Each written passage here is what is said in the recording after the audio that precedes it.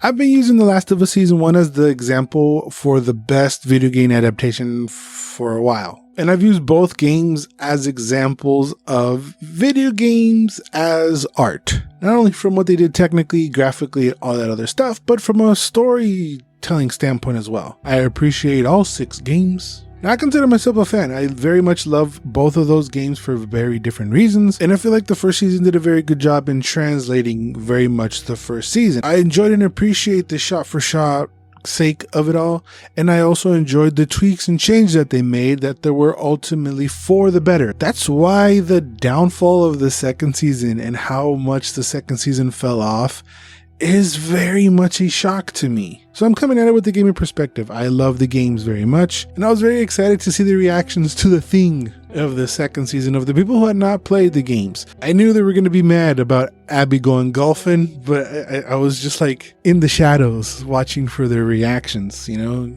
And when the reaction was inevitably what it was, I was like, yeah, welcome to being a gamer in 2020. We were all pissed. We were all very, very mad. So as a community, that was something that I was very excited and looking forward to for the second season.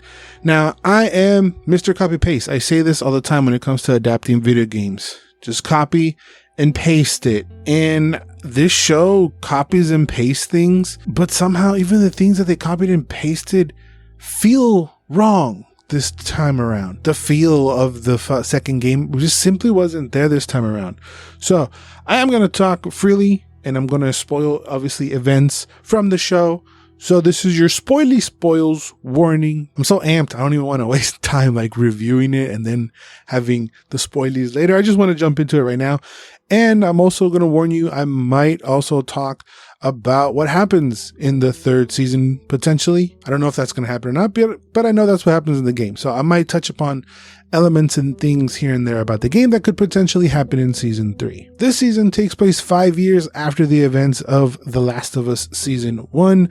We also see that the infected are smarter and they're evolving, but that whole storyline about the infected is very much put in the back burner because this season and really the whole second game deals with revenge, as someone that Joel affected in the past comes seeking for revenge, ultimately going golfing and exacting their revenge on Joel, which ignites Ellie to run out and seek for revenge of her own, which is very much the theme, I feel like, from the game. Revenge is very much at the forefront. And when exactly does it become too far? You know, how much are you willing to sacrifice for revenge? How much of yourself are you willing to lose for revenge? That's what I feel like it's supposed to be. Killing Joel obviously pissed off a lot of people, and it's what I think the real genius of the game. That scene has so much purpose, not only from a consumer standpoint, but also in the story.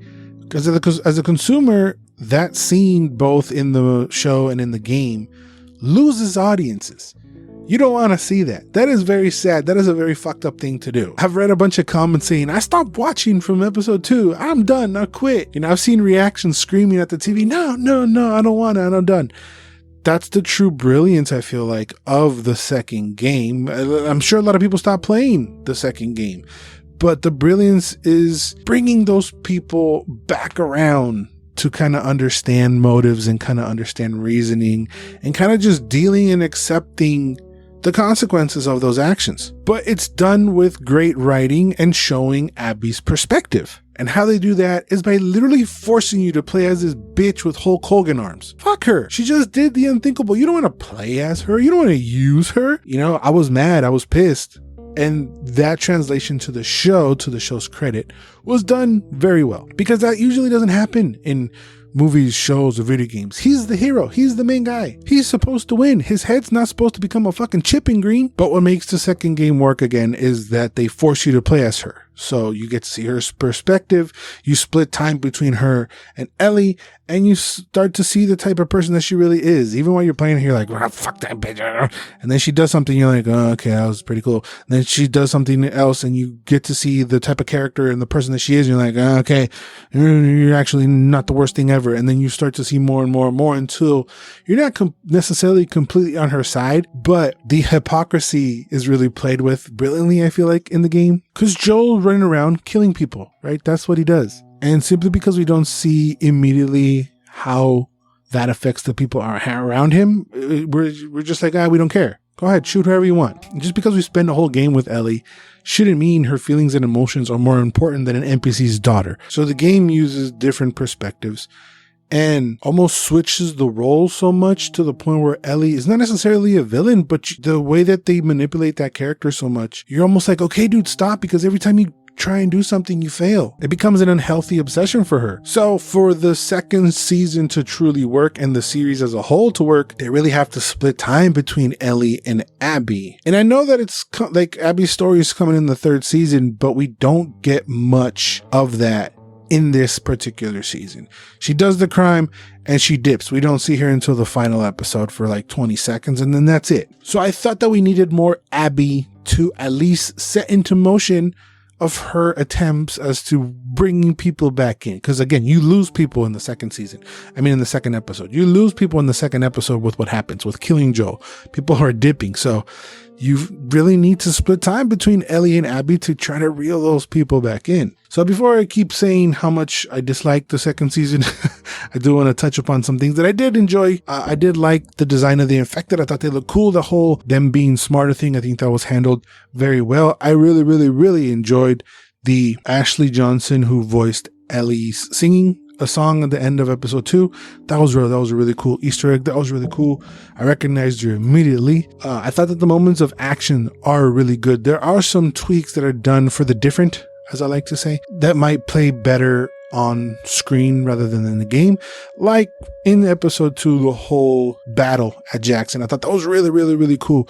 We don't get much of that. We don't get much like versus Infected. There are more humans that come into play and there's some action there. And that action was dealt really, really well. And it was really, really cool. I really, really loved that they did capture visually the video game and the sets and the locations. Like there's shots that I recognized immediately from the game and the vibe. And that was really cool. The Scar stuff, I really wanted more of that. Maybe they felt pretty scary and intimidating, and they were a cool threat, similar to as they are in the video games. Now, so I had to get some positives in there, and those were some really good ones. Another issue I had was casting. Caitlin Dever as Abby just simply does not work for me. When I heard that she was the choice initially, I was on board. I thought, okay, yeah, sure. She bulks up. Yeah, I could see her playing Abby easily. She just is too small, man. Abby should feel imposing and scary, and her Chris Hemsworth arms are a big reason why you feel that when you see that character. There's a couple scenes where they talk about how she's like the next in line to lead the wolves, but they don't show us many leadership qualities. Like I said, she's in there in the beginning and then she dips. But Caitlin Dever is just so damn tiny. And the way that they shot and edited certain things really did not help her at all. There's some times when she's talking to dudes and she's like below their chest and she's like looking straight up at them and is like, that little girl just beat like one of the best heroes of all time with her bare hands. It just didn't, it doesn't look like she's strong enough to punch him to death. Cause that's kind of what she's doing until she goes golfing. But like even with a 9-iron, like how much damage could she possibly do just visually, And I'm not commenting on this girl's body in a negative way, just simply as a fan of the second game. I feel like the character needs that because throughout the game, she uses the muscles a lot. She goes one-on-one with dudes and beats the shit out of them. Like they went so opposite with it. My brain is just like, no, that's wrong. And that's part of the problem with me being a gamer, in my perspective is that I'm immediately going to compare it, whether or not it's the right thing to do or not, right? Abby's arms are her mustache, as if she were Mario, right? If I say, close your eyes, picture Abby from The Last of Us. What is the first thing you're going to see? Her buff ass fucking arms, man. That's just part of it. Now I understand I don't want her to just copy and paste those arms. It's going to look ridiculous, but it's just visually, man. We're watching these things. I don't see why there's a problem asking for the thing that they're adapting to look similar to the fucking thing that they're adapting. And I want to shout out Sophie Turner. We haven't even seen her. She got cast as Tomb Raider. She got fucking ripped. Look at that shit. Now she don't have Hulk Hogan arms, but you can see, hey, fuck, she can beat the shit out of me and she's intimidating and she's on a pool looking fine as hell. If they would have cast someone like that, she's tall, she looks big, in a buff way, in a muscly way. I feel like that would have fit a little bit more. And maybe if I see more of Abby, I wouldn't have thought that. But I saw 2 scenes where she comes in and out and she's supposed to be this big, intimidating character, and it's this little girl pointing a gun. That's how I felt, right? And if you don't feel like that, feel free to yell at me down in the comments why you don't feel that way. But to me, Abby literally being a strong character, a physically strong, imposing character is important to me. But I can still live with a teeny tiny Abby. The biggest casting choice that I would have made was recast Ellie. Unfortunately, yeah, I did not like Bella Ramsey this season, and I really enjoyed her in season 1. I thought she was really good, but in season 2, she's almost insufferable. Now, I do blame a lot of the writing. Maybe if you recast and put someone different and they're saying the same lines, is not going to change a whole lot. It's been 5 years, from season 1, but Ellie seems to be more immature and whiny than she was before. They did the thing where they think that maturing is just them unlocking the ability to curse. All she does is either joke or curse at 80% of her lines. On top of that, Ellie comes off as stupid and impulsive. She's being talked down the whole season, and more than once she says, why? Because I'm stupid, or why? Because I'm dumb? And there's even a conversation where they're like, oh, you don't went to school, so you don't know shit about shit. You're stupid. You're dumb. And Ellie's not like that at all. Ellie's very smart, and even though she might be impulsive, she pulls through and figures out a way to do the damn thing that she's running in to do. Like, she's very resourceful, and she's a very strong and awesome character that is determined and is gonna complete her mission no matter what. And there's a very thin line between determined and annoying, and the show goes over to annoying. Simply, in the beginning, Ellie's just fucking around way too much. So even when she slows down and becomes a bit more serious, that still comes off as sarcastic and jokey. It just wasn't landing. I didn't find her to be funny. I found her to be like an annoying little kid. So I'm supposed to root for her, and I can't. And not only does this hurt the Ellie character, it also hurts the Dina character, because it's almost like Dina's trying to keep up with her immaturity. Dina is the more experienced and savvy one, which did not make sense to me. And everybody around Ellie kind of treat her like a moron, and it feels like they're babysitting her the whole time, because she's just hell-bent on jumping into action. Any little thing, she just wants to do it because she wants to do it, with no strategy or purpose. At least it did show us Ellie training a little bit, so when there is some hand-in-hand combat, she does do some of the things that she was training, so it makes sense. She takes the down guy, she takes a guy down and does an armbar. Well, she was doing that early on, so I like how they did that. But the character of Ellie isn't just gung-ho, let's go, Leroy Jenkins. She don't do that.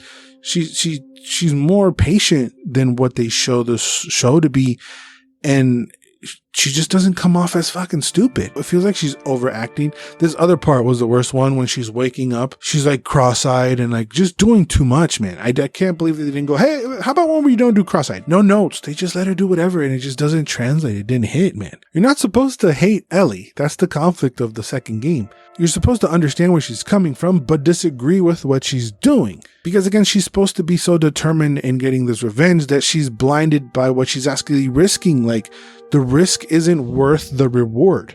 So this, combined with Bella Ramsey simply not connecting with audience, I feel like, anymore, is the reason why you see a whole lot of hate on her online. I don't think she deserves that. But it's not all her. It's, again, the combination of not great acting, but a very bad script. Like, if you did not play the game, Ellie is supposed to come off as one of the greatest characters of all time. If there's a top 100 list of greatest characters, she's on that list. Does this Ellie come off as one of the greatest characters of all time?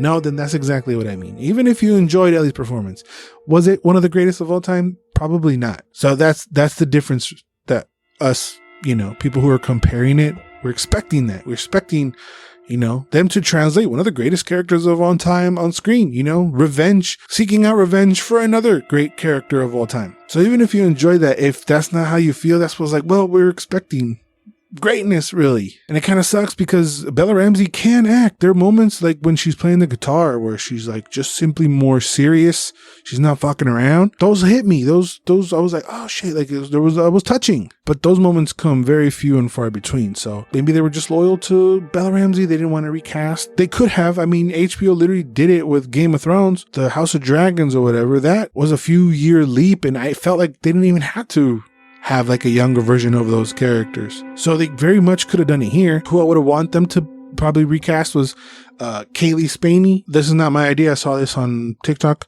a list of a bunch of people, and this is the one that I very, very much liked. She's the girl who played the badass lady in space in Alien Romulus, so she can play the badass lady on Earth and do a fantastic job. If I were doing this thing, or if I was fantasy booking, that's what I would do. I was also a bit iffy on Isabella Merced as Dina from The Jump, but I actually thought she was really good. I didn't agree with her sharing more of the spotlight. Like, all the good stuff about Dina should Ellie be doing that. You know what I'm saying? I did enjoy that she's not just like an accessory to the story. I did like that this feels more like it's Dina and Ellie's story, but she almost took over the protagonistic role. It still very much should be Ellie at the forefront. So there are a ton of tweaks. You know, they change what happens to certain characters. They may move it around and make that happen to different characters. They move around who's there when stuff happens and for what and why. But they also change the motivation of some characters, which I didn't agree with, because in the game, the reason why the two girls go after Abby is because Tommy goes after her alone. He's very affected by the loss of Joel, and he wants to exact revenge. So the initial reason for them to go get Abby is not even, you know, revenge. Revenge is there, but it's like, oh, okay, Tommy did it. Well, then that kind of gives her like permission to go off. Plus, Ellie has to be like affected and crazy with revenge, and they don't really do that. And even with that change, we do eventually get to the place to where we need to go, but by changing Tommy's motive, because he's kind of like, I don't want to, you know, the people need me or whatever. He's more passive about it. You're removing a big piece that comes into play way later on when Tommy asks Ellie to go find Abby the second time. I guess they could work around it. Where we stand right now, you could always write it differently, but as we stand right now, that piece just doesn't fit anymore. You know, it's a very pivotal piece that Tommy asks Ellie to go find Abby. I actually didn't mind the inclusion of Catherine O'Hara, mainly because I think she's awesome and we can always get more Catherine O'Hara in anything. But she plays a therapist in town who talks a lot to Joel, which really helps us see how much Joel is struggling, not only with what he's done in the past, but with also Ellie growing up and basically ignoring him. Plus, I really, really enjoyed the seed that they planted in that first episode with him killing her husband and her resenting him for it. And we get to see how all that went down in episode 6. And it plays a huge part in the story. I felt like episode 6 by far was the best episode. Pedro's acting on that porch scene was brilliant. He almost got me with when he says, "Oh, because I love you." Even Bella Ramsey playing off of him, she didn't take me out as much. Like, she has tremendous chemistry with Pedro. She has like a fatherly figure, and it really feels that way. And they really captured that in that moment. Plus, where he confesses what he did to save her at the end of the first season, that revelation was really, really cool. But I do wonder if they blew their load a little bit too early, because that revelation doesn't come in the game until literally the ending. So him confessing that what he did, but also it's a revelation to us, the audience, that they actually made up. So there's no feelings towards Ellie that she's like resenting him throughout the whole thing. Like, they resolved it. And by relieving that pressure now, I wonder if it's going to affect the storytelling later on, because we already know that they were in good terms. She knew the secret and that they were working on their relationship. I also really liked at the beginning of that episode that they're showing us a lot of Joel's childhood. It gave us an insight as to what he went through, and that he's just trying to do better than his dad, which is a callback to that same episode, because that's what his dad told him. That whole thing really did hit me, and it was really, really good. It was done really, really well. Also in that episode, we see the whole museum part. Maybe because Ellie was younger in this episode, Bella didn't come off as annoying. Her performance fit Ellie better there because she is younger. And I guess because of that, the whole vibe changes, and they were managed to recreate that part of the game, which is a very cool moment in the game, and they managed to recreate it pretty well in the show. Again, I'm Captain Copy and Paste when it comes to video game adaptations. Your homework is done. It's right there. But this season really made me realize how hard that really is. Even with the people who created the fucking game struggled in copy and pasting, because the show copies and pastes a lot. They copy and paste lines, they copy and paste shot for shot, wardrobe, all that other stuff. But I think what season 2 missed was the tone of it, because you really changed the essence of the Ellie character. So just like season 1 was hitting, season 2 was not. There's just simply more nuance in the video game that there is in the show. Now, my final gripe, of, this is a long ass video. Of me just bitching. My final gripe of season 2 is really how it ended, because it teases Abby's side of the story. But how it ended and where it cut off within the story, it was just too many cliffhangers and uncertainties. I know how it's supposed to end, but the rest of the people might not. So it feels very abrupt even for me. Like, whoa, wait, there's more. Like, there's more you could show us right there. It feels like this was like a mid-season break. Like if in 2 months they're going to drop another 7 episodes, that makes sense. But I don't know how long we have to wait for season 3. Again, spoilies, but Jesse is just forgotten. Like, they were having a moment, he got shot in the face. The whole section feels super rushed and the pace is weird. You really have no time to process what the hell even happened. I feel like the show needed one more episode to end season 2 properly and set up season 3. Ellie should have gotten her ass beat. Abby should beat the shit out of her, right? Then Abby should have shot Tommy, and Abby should also beat the shit out of Dina. So bad that Ellie just concedes. And she's like, okay, we're going to go home. We're going to leave you alone, right? And Abby is basically, bitch is on sight. I see you, you die, you know? Establish some sort of fear, right? Even if it is a little girl, telling a little girl that. But we leave that way, and then we walk away. Maybe end episode 7 there, and then episode 8, we get a little time jump with the girls and the Chinito baby. We see how their lives are now, probably like a year later. You show us glimpses of how, like, Ellie has PTSD about the whole situation, how she's struggling with it and she's trying to keep her cool, you know, but show us more of how wonderful her life is right now, basically with her family. Then Tommy shows up. How did he survive a shot in the face? Even in the game, I don't know. I don't remember. But his life is a mess, right? His wife and his kid basically left him because he's got PTSD and he's super obsessed of this revenge, right? Which now that you took that away that I was mentioning, this kind of doesn't make a whole lot of sense now, because, you know, you told me that Tommy was basically cool with it, but then you rewrite it like maybe Tommy's like, I thought I was good with it, but nah, actually I'm really fucked up, right? Tommy's like, I'm obsessed and I can't do it anymore. I'm fucked up. You need to go get Abby for the both of us. We both need this. I know where she's at. I found this. Go get her. So Tommy asks Ellie to go get Abby. And Dina's like, bitch, if you leave, I leave, because I'm not going to sit here and wait see what happens. If you leave, I'm going to head back to Jackson. Fuck that. Basically giving her an ultimatum. You leave, you're going to lose me pretty much. But I really feel like if they would have ended the season that way, it makes more sense, because not only are you resetting everything, but you gave us a satisfying conclusion to what happens at the theater, and you're setting up what could potentially happen in the 3rd season. Plus, we know what's at stake. You know the dangers of it, because Abby already whooped her ass. Now it's just like, it just ends. It just fades to black. They try to do this fake fade to black gunshot soprano thing. That's not even true. Unless that shot is the shot that she shot Tommy, unless they're going to kill Dina, unless they're going to make major changes that way. It just kind of left too much in the air. So this long rant is basically to say I was really disappointed about season 2. I really had high hopes because of how well I felt they did in season 1, but I was ultimately let down. I'm not so bad to the point where I'm quitting the show. I'm curious to see how they manage to flip us on Abby. Maybe they do a good job there, but unfortunately I do feel like a lot of people dipped out on episode 2. So we'll see how they're trying to fix that. But those are my thoughts. Of course, let me know yours down in the comments. What did you think about season 2? Did you love it? Did you hate it? And of course, I really am curious to know where your perspective is. Did you play the games? Are you just coming straight from the show? Did you love the show? Did you hate the show? Any and all The Last of Us thoughts?